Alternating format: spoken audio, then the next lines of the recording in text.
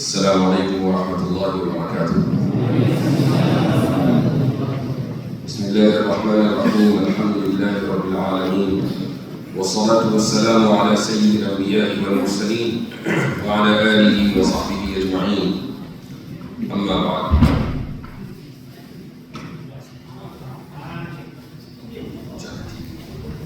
ایک کھڑے ہو کے زیادہ مناسب رہے گا، نہیں چلتے۔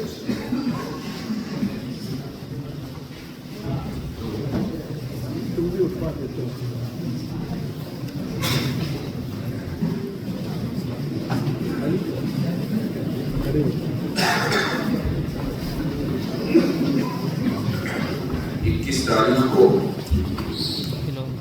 دیوبند میں ایک پروگرام تھا اور اس کی کچھ ویڈیوز شاید آپ حضرات نے دیکھی ہو۔ اس میں بھی میں نے آغاز یہیں سے کیا تھا کہ طبیعت خراب ہے، اور اتفاق یہ رہا کہ کئی دن کے بعد آج دارالعلوم ندوۃ العلماء میں حاضری ہوئی ہے اور ابھی مسئلہ وہیں اٹکا ہوا ہے۔ تو اس لیے بہت زیادہ لمبی گفتگو تو نہیں کروں گا، لیکن چند منٹ آپ حضرات سے گفتگو کرنے کے بعد پھر آپ کے کچھ سوالات ہوں گے تو وہ لوں گا انشاءاللہ۔ میں شکریہ ادا کرتا ہوں اس ادارے کے منتظمین کا، یہاں کے اساتذہ کا، کہ انہوں نے مجھے یاد کیا۔ میں رات آیا تھا دارالعلوم میں اور مقصد یہ تھا کہ حضرت مولانا عتیق صاحب سے مختصر ملاقات ہو، تو میں نکل گیا اور وہیں سے نکل گیا، لیکن کچھ لوگوں نے نکلتے ہوئے پکڑ لیا تھا، اور اس کے بعد چونکہ یہاں آنے کا مقصد ایک شادی میں شرکت ہے، تو وہاں پر حضرت مولانا مسعود صاحب اور دیگر حضرات سے ملاقات ہوئی اور مزید جگہ لیے گئے۔ تو لیکن بہرحال آپ حضرات سے ملاقات مقصود تھی، مقدر تھی، تو یہ میری خوش نصیبی ہے کہ میں آج اس عظیم الشان ادارے میں موجود ہوں۔ میرا جو تعارف ہے وہ اس حوالے سے ہے کہ بھائی یہ رد الحاد کے میدان میں یہ شخص کچھ کام کر رہا ہے۔ سب سے پہلے میں آپ کو یہ بتانا چاہوں گا کہ الحاد ایک بیماری ضرور ہے، لیکن یہ ایسی بھی نہیں ہے کہ ہر ایک آدمی اسی کا علاج کر دے گا۔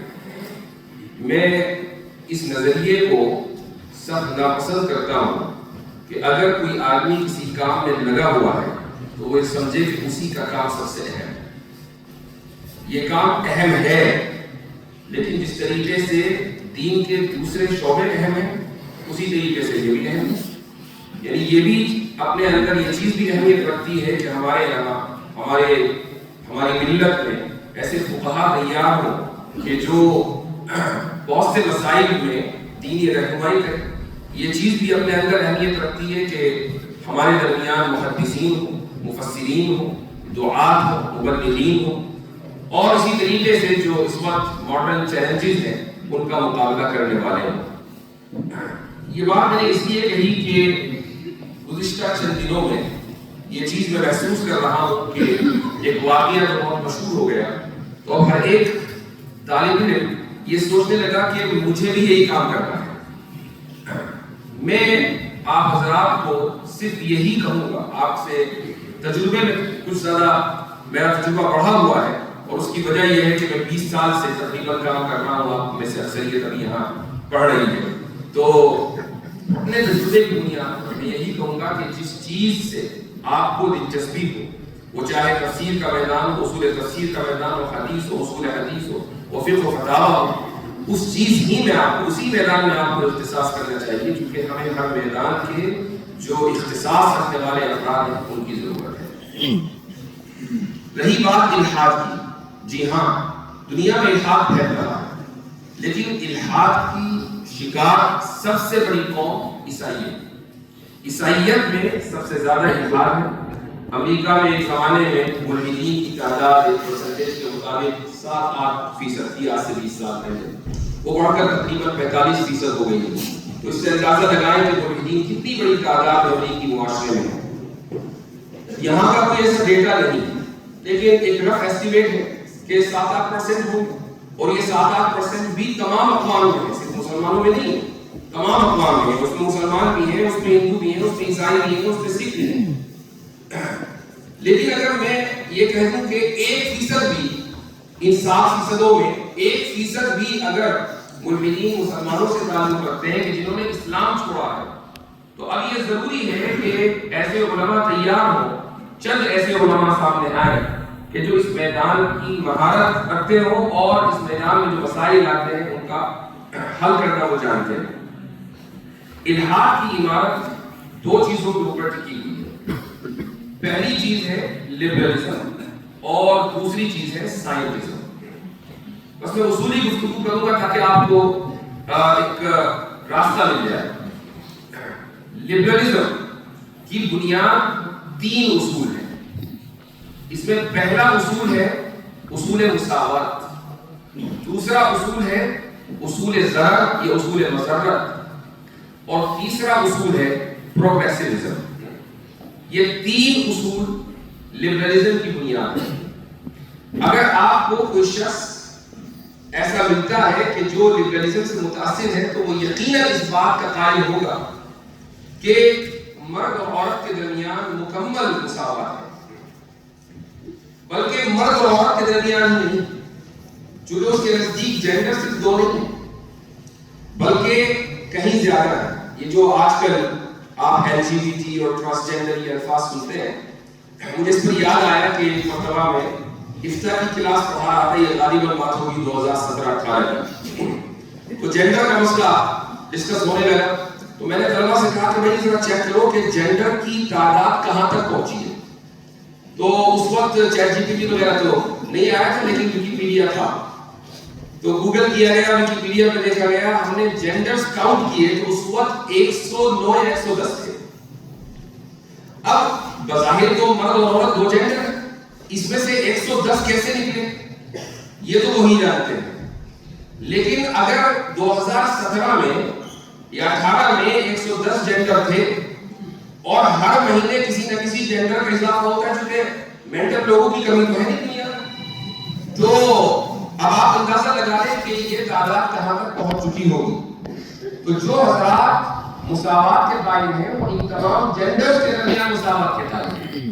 وہ یہ کہتے ہیں کہ جو حق مثلا L کا ہے وہی G کا ہے، وہی B کا ہے، وہی T کا ہے، اور یہ بہت لمبی لسٹ ہے، اسی لیے آگے لگا دیتے ہیں پلس، چونکہ کہاں تک چلیں گے، اب 200 لیٹرز تو کہیں گے۔ تو یہ پہلی بنیاد ہے۔ مساوات کا جو مسئلہ ہے یہ چلا ویسے مغرب سے ہے، لیکن ہر وہ معاشرہ جو مغربی تہذیب سے متاثر ہے، اور مغربی تہذیب سے ہر وہ معاشرہ متاثر ہے کہ جہاں اسکولی تعلیم مغربی جو خطوط ہیں ان کے اوپر استوار ہے، یہاں تک کہ اگر کوئی ایسا اسکول ہے جو مکہ میں بھی ہے تو وہ شخص چاہے مکہ میں احرام میں 5 نمازیں جماعت کے ساتھ ادا کرتا ہو، اگر اس کے ذہن میں یہ بات ہے کہ تمام جینڈرز کے درمیان مساوات ہونی چاہیے تو وہ شخص لبرل ہے۔ یہ پہلا اصول ہے۔ دوسرا اصول ہے اصول ضرر۔ اصول ضرر کا مطلب یہ ہے کہ ہر شخص آزاد ہے یہاں تک کہ وہ آپ کو مالی یا جسمانی اعتبار سے نقصان پہنچائے۔ اگر وہ مالی اور جسمانی نقصان پہنچاتا ہے تو اب اس کی آزادی پر پابندی لگائی جا سکتی ہے۔ مثلا ایک شخص ہے کہ کسی نے اس شخص نے فراڈ کیا کسی دوسرے شخص کے خلاف، تو فراڈ کے چارجز میں اس کو جیل میں ڈال دیا جائے گا کیونکہ اس نے دوسرے کو مالی نقصان پہنچایا۔ ایک نے کسی دوسرے کو مار دیا، قتل کر دیا، یا کوئی ایسا جرم کر دیا کہ جس سے سامنے والے کی صحت متاثر ہوئی، تو یہ شخص جو کہ جسمانی نقصان پہنچانے والا ہے تو اس کو بھی جیل میں ڈالا جائے گا۔ تو اس کی جو آزادی ہے اس پر پابندی لگے گی اگر وہ مالی یا جسمانی نقصان پہنچاتا ہے، لیکن اگر نقصان مالی نہ ہو جسمانی نہ ہو تو ایسے شخص کی آزادی کے اوپر پابندی نہیں لگائی جائے گی۔ اس اصول کی بنیاد پر دنیا بھر میں قوانین بنتے ہیں۔ مثلا اسلام میں، اسلامی شریعت میں قانون ہے ارتداد کے مطابق کہ اگر اسلامی حکومت ہے اور وہاں کوئی شخص مرتد ہو جاتا ہے تو اس کی سزا ہے، یہ فقہی مسئلہ ہے۔ اب آپ اگر سیکولر سوسائٹی میں جائیں تو یہ کہیں کہ یہ آزادی اظہار رائے ہے۔ اگر کوئی شخص اپنا مذہب تبدیل کرتا ہے تو اس نے آپ کو کون سا مالی نقصان پہنچایا، اس نے آپ کو کون سا جانی نقصان پہنچایا، یہ اس کی آزادی کا مسئلہ ہے، آپ اس کی آزادی کو لمٹ نہیں کر سکتے۔ آپ دیکھتے ہوں گے کہ مغربی ممالک میں ایسا بہت ہوا گزشتہ 20-25 سالوں میں کہ کبھی قرآن کریم کا نسخہ جلا دیا گیا، کبھی آپ صلی اللہ علیہ وسلم کی شان میں گستاخی کر دی گئی۔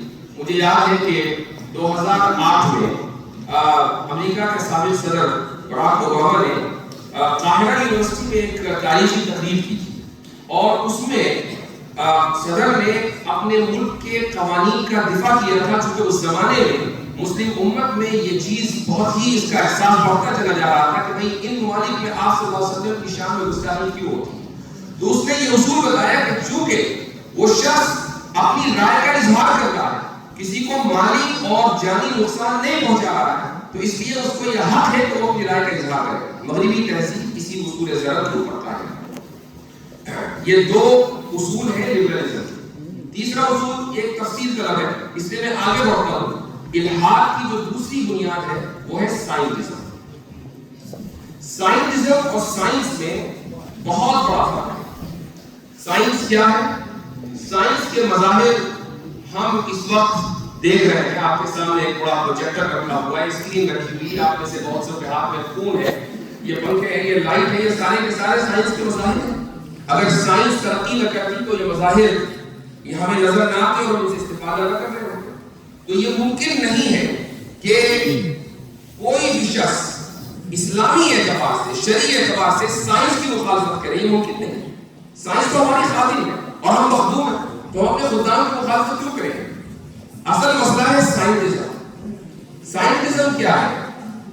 جو ڈیبیٹ ہوئی تھی 20 تاریخ کو، اس میں ہمارے ڈیبیٹر نے مفتی شمائل صاحب نے یہ لفظ بولا تھا، انہوں نے کہا کہ ہمیں سائنس سے مسئلہ نہیں ہے، ہمیں سائنٹزم سے مسئلہ ہے۔ سائنٹزم کیا ہے؟ سائنٹزم کا مطلب یہ ہے کہ ہم سائنس کو حق اور باطل جاننے کا آخری پیمانہ سمجھ لیں۔ سائنس ہی کی بنیاد پر یہ طے کرے کہ صحیح کیا ہے، غلط کیا ہے، مورل کیا ہے، امورل کیا ہے، یعنی کون سی چیز اخلاقی ہے اور کون سی چیز غیر اخلاقی ہے، سائنس ہمیں بتائے۔ یہ ہے سائنٹزم۔ لیکن یہ عجیب و غریب بات ہے کہ اسکول اور کالجز میں پڑھے ہوئے نوجوان جو الحاد کے دلدل میں دھستے چلے جا رہے ہیں، انہیں سائنس اور سائنٹزم کے درمیان فرق نہیں پتا۔ وہ یہ کہتے ہیں کہ ہم اللہ تعالیٰ کو اس وقت مانیں گے جب سائنس کے ذریعے ہمیں پتا چلے گا کہ اللہ موجود ہے۔ ہم خدا کے اوپر، جنت کے اوپر، جہنم پر، فرشتوں پر، ان سب چیزوں کے اوپر جو عالم غیب ہے اس پر ایمان اس وقت لائیں گے جب ہمیں یہ پتا چلے گا کہ سائنس نے اس کو کنفرم کر دیا ہے۔ اب سائنس کیسے کنفرم کرتی ہے؟ سائنس کا ایک میتھڈ ہے، اس میتھڈ کی بنیاد پر ہی آپ سائنٹیفک تھیوری پیش کرتے ہیں۔ وہ میتھڈ میں بتا دیتا ہوں۔ سب سے پہلی چیز آتی ہے آبزرویشن، یعنی مشاہدہ۔ آپ نے سنا ہوگا یا پڑھا ہوگا کہ آئزک نیوٹن ایک مرتبہ کسی درخت کے نیچے بیٹھا تھا تو اس کے سر پر کیا گرا تھا؟ سیب۔ اب ظاہر ہے کہ سیب ایسا تو نہیں ہے کہ آئزک نیوٹن کے سر پر دنیا میں پہلی مرتبہ گرا تھا، اس سے پہلے سیب گرا نہیں کرتے تھے بلکہ اڑا کرتے تھے، ایسا تو نہیں تھا۔ لیکن اس نے اس ایک فینومینا کو دیکھا اور سوچا کہ یہ سیب گرا ہے، کیوں گرا ہے؟ سوچا اس سے پہلے بھی لوگوں نے تھا اور لکھ بھی دیا تھا۔ استعمار کا مسئلہ یہ ہے کہ وہ ہر چیز چراتا ہے اور اس کے بعد پیٹنٹ کر دیتا ہے۔ یہ جو لا آف گریوٹی ہے، ایسا نہیں ہے کہ لوگوں کو پہلے سے پتا نہیں تھا، قانون زندگی پہلے سے بھی لوگوں کو پتا تھا، مسلم سائنسدان پر بات کر چکے تھے، فلاسفرز پر بات کر چکے تھے، لیکن مغرب نے اپنے دور میں جس پر جو استعمار کا دور تھا، انہوں نے ہر چیز کو، ہر قانون کو پیٹنٹ کر دیا۔ اب لا آف گریوٹی وہی نیوٹن نے، جتنے بھی قوانین ہیں نیوٹن نے۔ تو نیوٹن نے سب سے پہلے ایک چیز کا مشاہدہ کیا۔ مشاہدہ کرنے کے بعد اس نے ایک مفروضہ تیار کیا، اس کو بولتے ہیں ہائپوتھیسس۔ اس ہائپوتھیسس کے بعد اس نے ڈیٹا اکٹھا کیا۔ ڈیٹا کس طریقے سے اکٹھا کیا ہوگا؟ مثلا کبھی سیب گرایا، پھر پنکھ گرایا، پھر کاغذ گرایا، پھر کوئی اور چیز گرائی، یعنی الگ الگ وزن کی چیزیں گرائی اور دیکھا کہ کتنی دیر میں اوپر سے نیچے آتی ہے۔ یہ ہے ڈیٹا کلیکشن۔ ڈیٹا کلیکشن کے بعد اس نے ڈیٹا کو اینالائز کیا۔ ڈیٹا اینالائز کرنے کے بعد اس نے نتیجہ نکالا۔ اس نتیجے کو ہم سائنٹیفک تھیوری بولتے ہیں۔ تو اب دیکھیں سائنس کس طریقے سے کام کرتی ہے۔ مشاہدہ ہے، اس کے بعد ہائپوتھیسس ہے، اس کے بعد ڈیٹا کلیکشن ہے، اس کے بعد ڈیٹا انالیسس ہے، ڈیٹا انالیسس کے بعد پھر آتا ہے سائنٹیفک تھیوری۔ تو اگر کوئی سائنٹیفک تھیوری ہے تو وہ اسی وقت تھیوری بنے گی جب اس پورے پروسیس سے وہ گزر کر جائے۔ اب ہوتا یہ ہے کہ اسکولوں اور کالجز میں سائنس کے نام پر بہت سے مفروضوں کو تھیوری کہہ کر پڑھایا جاتا ہے. مثال کے طور پر آپ نے سنا ہوگا ملٹی ورس تھیوری. یہ ملٹی ورس تھیوری کیا ہے؟ ملٹی ورس کا مطلب یہ ہے کہ یہ جو یونیورس ہے اس کے علاوہ اور بھی یونیورس ہے. یہ یونیورس اس یونیورس سے نکلا ہے, وہ اس یونیورس سے نکلا ہے, وہ اس یونیورس سے نکلا ہے, یعنی تسلسل. ٹھیک ہے, تسلسل یعنی انفینٹ ریگریس. یہ لفظ آپ نے بار بار سنا. اب آپ ملٹی ورس تھیوری والوں سے پوچھیں کہ بھئی یہ تھیوری کیسے بنی؟ جو کہ تھیوری بننے کے لیے آبزرویشن ضروری ہے. آپ نے تو اس یونیورس کا مشاہدہ نہیں کیا, چاہیے کہ آپ اس یونیورس کا مشاہدہ کریں جس سے یہ یونیورس نکل کر آیا ہے. پھر اس یونیورس کا مشاہدہ کرنے کے بعد آپ کے پاس ڈیٹا بھی ہونا چاہیے, ڈیٹا انالیسس بھی ہونا چاہیے. آپ کے پاس تو کچھ بھی نہیں. اس بنیاد پر آپ نے ملٹی ورس کو تھیوری کیسے کہا؟ اور تھیوری کا لفظ ملٹی ورس کے ساتھ چلا کر اسکولوں کالجوں میں پھیلا دیا گیا اور ان کو یہ بتا دیا گیا کہ یہ یونیورس, یہ کائنات جس میں ہم رہتے ہیں, یہ قدیم ہے, یہ ازلی ہے. اس سے پہلے ایک اور یونیورس تھا, اس سے پہلے ایک اور یونیورس تھا, تاکہ خدا کی ضرورت ہی نہ رہے. اور وہ بچہ کہ جو سائنس کی کتاب قرآن یا بائبل سمجھ کر پڑھتا ہے, وہ یہ سمجھتا ہے کہ میرا ٹیچر جو بتا رہا ہے یہ کتاب میں جو لکھا ہوا ہے یہ حق آخر ہے, لہٰذا خدا موجود نہیں ہے, یہ الہات کی دنیا ہے. تو سائنس کے نام پر بہت سی مرتبہ فراڈ کیا جاتا ہے. سائنٹزم یعنی سائنس کو حق اور باطل کے جانچنے کا معیار بنا لینا, یہ سائنٹزم ہے. لیکن آپ کسی بھی سائنسداں سے, وہ چاہے آئنسٹائن ہی کیوں نہ ہو, وہ ناسا میں کام کیوں نہ کر رہا ہو,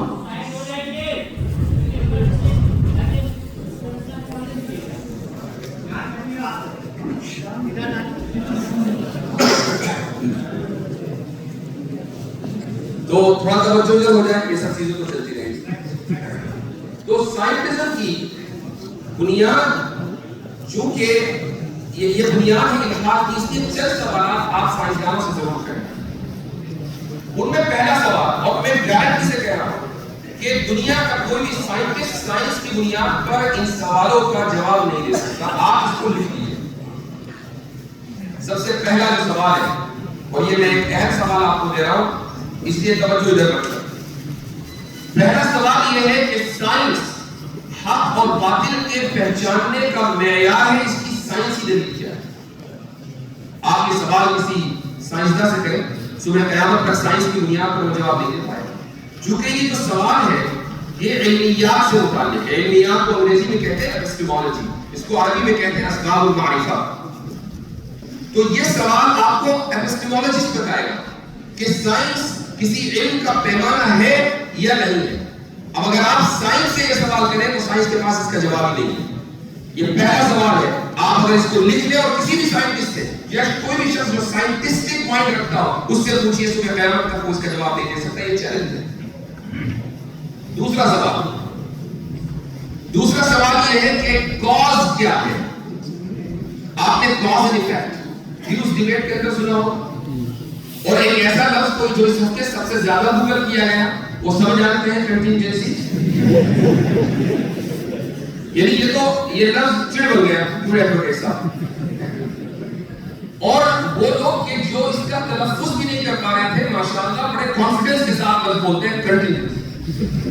کم سے کم ڈیبیٹ کا یہ فائدہ ہوا کہ ان کی ووکیبلری میں ایک لفظ کا اضافہ ہو گیا. یہ جو کنٹینجنسی ہے اس کا مطلب یہ ہے کہ ایک معلول ہے یا ایفیکٹ ہے, اس کا ایک کاز ہے, اس کے پیچھے ایک سبب ہے, ایک مسبب ہے, اس کے پیچھے ایک سبب ہے, پھر وہ سبب ہے, اس کے پیچھے بھی ایک سبب ہے, پھر اس کے پیچھے بھی ایک سبب ہے. اس کو بولتے ہیں کاز اینڈ ایفیکٹ. کاز کی ڈیفینیشن کیا ہے, کاز کسے کہتے ہیں؟ آپ سائنسدانوں سے پوچھ لیجیے, صبح قیامت تک اس کا جواب نہیں دے پائیں گے, کیونکہ سائنس کا یہ میدان نہیں, سائنس اس کا جواب نہیں دے سکتی. تو جو شخص سائنٹزم میں مبتلا ہے اس سے یہ سوال کریں کہ بھائی کاز کیا ہے, اس کا جواب دے دو. حالانکہ آپ کی پوری سائنس کاز اینڈ ایفیکٹ کے اوپر مبنی ہے, آپ کاز کو ڈیفائن نہیں کر سکتے. تیسرا سوال لیتا ہوں. تیسرا سوال ہے کہ کیا, ایک انگلش اصطلاح بتا رہا ہوں میں آپ کو, اور انشاءاللہ آپ کے کام آئے گی نہیں یاد رہے. کیا ماڈس پولینس ایک ویلڈ آرگیومنٹ ہے یا نہیں؟ ماڈس پولینس یہ انگریزی لفظ نہیں ہے, اگرچہ انگریزی میں استعمال ہوتا ہے. اس کو عربی میں بولتے ہیں القیاس الاستثنائی. قیاس استثنائی قرآن میں بھی آیا ہے, لو کان فیہما آلہۃ الا اللہ لفسدتا, کہ اگر آسمان و زمینوں میں ایک سے زائد معبود ہوتے، ایک سے زائد خدا ہوتے تو یہ پورا نظام تباہ ہو چکا ہوتا، پورا نظام بیکار ہو چکا ہوتا. لیکن بیکار نہیں ہوا، تباہ نہیں ہوا، ثابت ہوا کہ ایک سے زائد خدا نہیں ہے. یہ استدلال قرآن کا ہے، اس کو قیاس استثنائی کہا جاتا ہے. اسی کو انگریزی میں موڈس کہتے ہیں. اب قیاس استثنائی حجت ہے یا نہیں ہے، سائنس سے پوچھے، سائنس کے پاس کوئی جواب نہیں ہے. لیکن اگر آپ سڑک پہ چلتے ہوئے کسی شخص سے بھی کہ جس نے زندگی میں کبھی سائنس نہ پڑھی ہو، فلسفہ نہ پڑھا ہو، علم کلام نہ پڑھا ہو، کوئی کتاب نہ پڑھی ہو، وہ مدرسے میں گیا ہو، اسکول میں گیا ہو، اس سے پوچھے کہ بھائی میں اگر اس طرح سے آرگومنٹ کروں کہ اگر بہت سارے خدا ہوتے اور ہر ایک اپنا نظام چلا رہا ہوتا تو کیا یہ نظام دنیا کا باقی رہتا؟ تو بیکار جس طرح کا یہ استدلال ہر ایک کو سمجھ میں آتا ہے. قرآن کے استدلال کی خاصیت یہ ہے کہ ہر چلتے پھرتے شخص کو سمجھ میں آئے گا، چاہے اس کا کوئی تعلیمی بیک گراؤنڈ ہو یا وہ بڑے سے بڑا سائنسدان ہو. سائنس کے پاس اس کا کوئی جواب نہیں ہے. ایک اور آپ کو سوال دیتا ہوں. وہ سوال یہ ہے کہ سائنس ہمیں یہ بتاتی ہے کہ جب ایک عورت حاملہ ہوتی ہے، پریگننٹ ہوتی ہے، تو اس کے اتنے دنوں کے بعد پیٹ میں پلنے والا بچہ درد محسوس کر سکتا ہے. یہ سائنس نے ہمیں بتایا. وہ 2 مہینے ہو سکتے ہیں، 3 مہینے ہو سکتے ہیں، یہ سائنس نے ہمیں بتایا. لیکن یہاں سوال یہ ہے سائنس سے کہ کیا جب بچہ درد محسوس کرنے لگے اس وقت ابورشن کرنا اخلاقی عمل ہے یا غیر اخلاقی؟ بچہ جس وقت درد محسوس کرنے لگے، سائنس نے ہمیں بتا دیا. اب یہ بتائیے کہ ابورشن کرنا اخلاقی عمل ہے یا غیر اخلاقی عمل ہے؟ سائنس میں قیامت تک اس کا جواب نہیں دے سکتی کیونکہ سائنس اخلاقیات کے لیے نہیں ہے. جبکہ اخلاقیات کا سوال ہر انسان کا سوال ہے. ہر انسان چاہتا ہے یہ جانے کہ کیا چیز مورل ہے اور کیا چیز امورل ہے. میں اپنے آپ کو اچھا کیسے بناؤں، ہر انسان جاننا چاہتا ہے. سائنس کے پاس اس کا کوئی جواب نہیں. تو جو لوگ سائنٹزم میں مبتلا ہیں ان سے آپ کے چند سوال کر لیجیے، بغلے جاتے لگے. تو سائنٹزم سے ہمیں کوئی لینا دینا نہیں.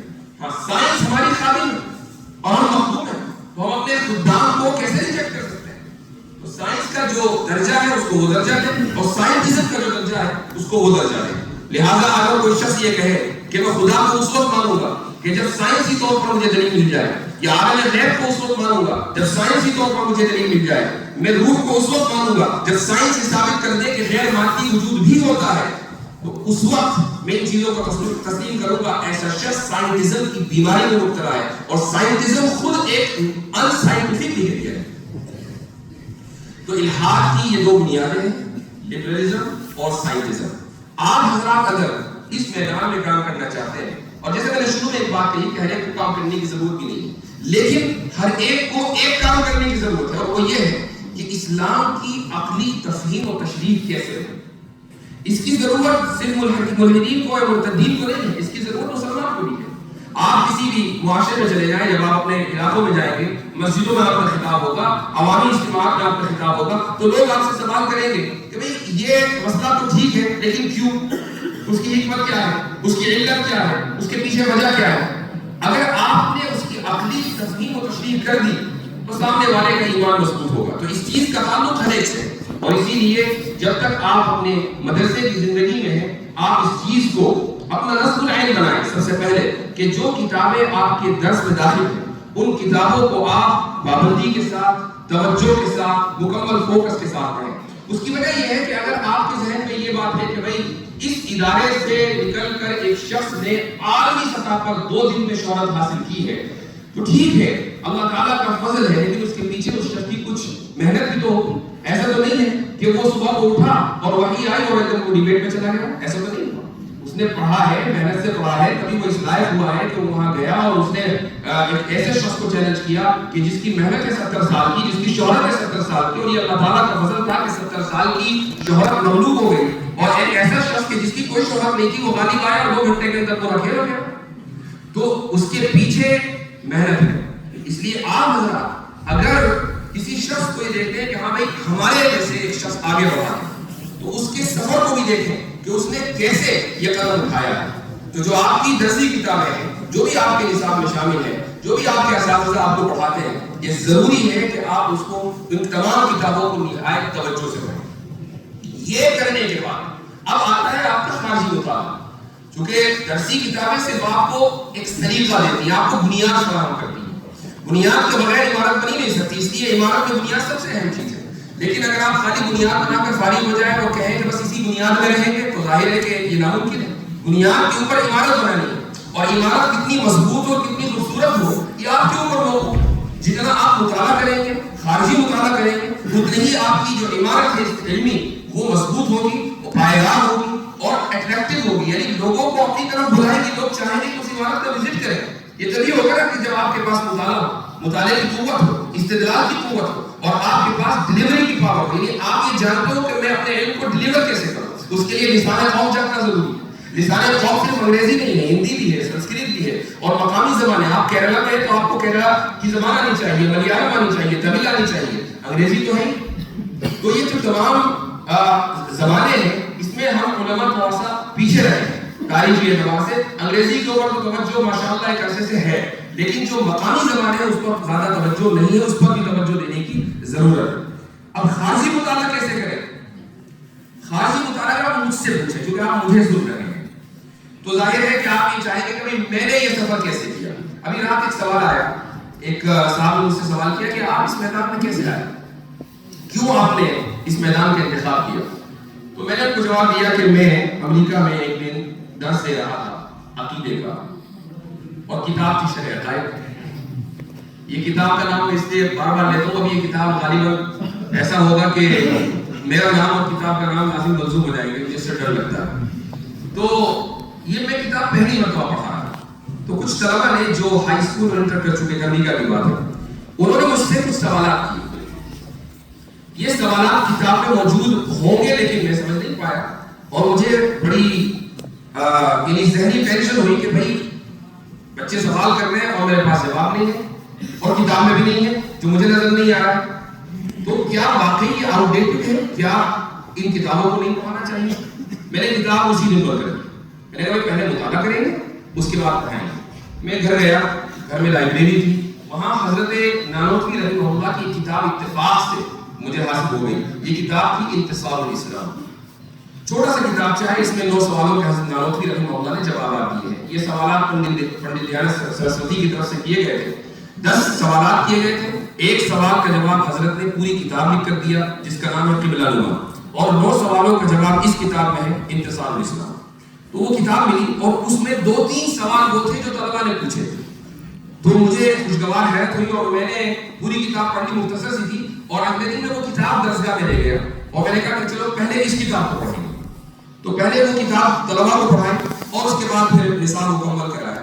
لیکن وہاں سے میرے مطالعے کا سفر شروع ہوا، اور اس میں سب سے پہلے انتصار الاسلام آئی، اس کے بعد حجت الاسلام جو حضرت نانوتوی کی ہے. پھر یہ 2 کتابیں پڑھی تو ہمت ہوئی کہ حضرت نانوتوی کی دوسری کتابیں بھی پڑھی جائیں، کیونکہ حضرت کے یہاں اردو میں بھی تھوڑا تاکید ہے، اس زمانے کی وہ زبان ہے، تو اس لیے اس کو سمجھنا آسان نہیں ہے. یہی وجہ ہے کہ بہت سی کتابوں کی کچھ علماء نے تصحیح بھی کی ہے. تو تیسری کتاب جس کو قبلہ نما کہا جاتا ہے، اس کے بھی 2 حصے.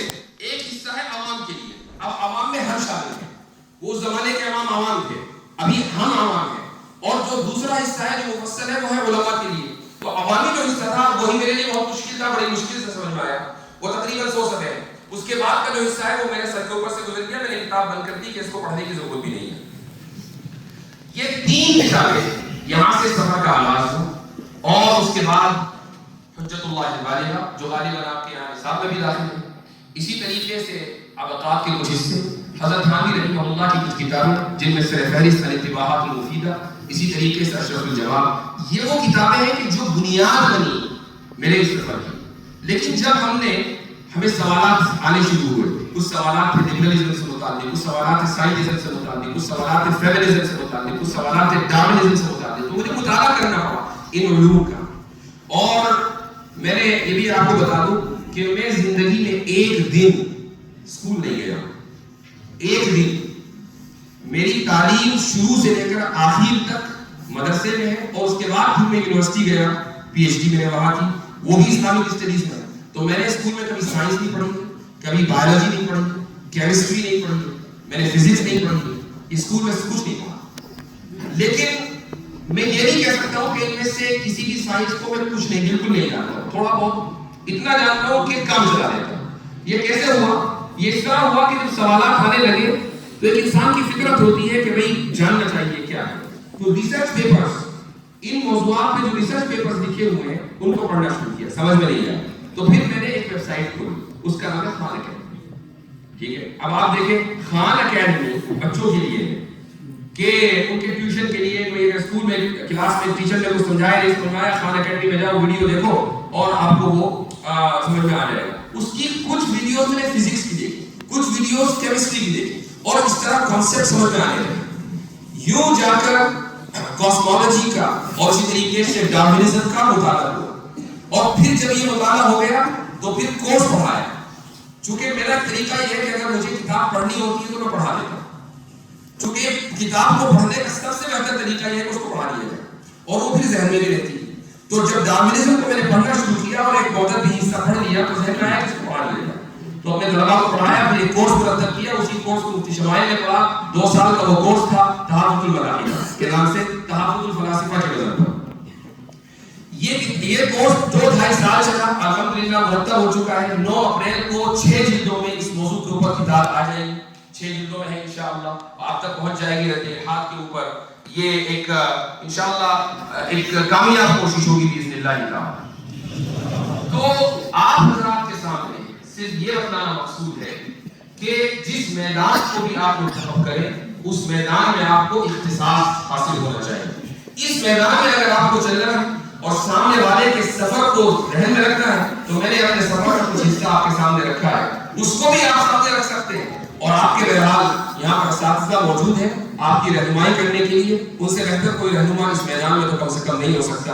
انہی باتوں پر میں آج کی گفتگو کا اختتام کرتا ہوں. بہت خوشی ہوئی آپ حضرات کے درمیان آ کر اور اس عظیم الشان تاریخی ادارے میں آ کر. جزاکم اللہ خیر الجزاء وآخر دعوانا الحمد للہ رب العالمین. امان